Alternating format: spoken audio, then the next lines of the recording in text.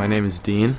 Photography and skateboarding has made me who I am and given me so much, and I'd love to give back to the skateboarding community.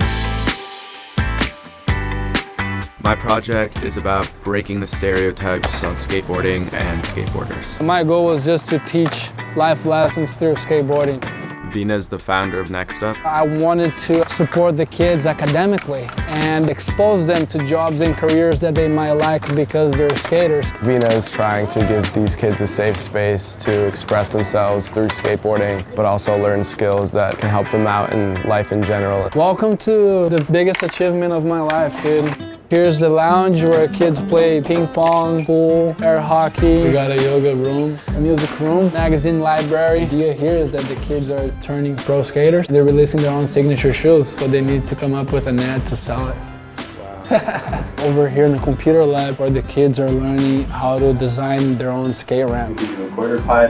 Corey was giving the kids a lesson on how to use software and make a skate park. I wish I had something like this when I was growing up. This is extremely helpful in keeping kids on the right track.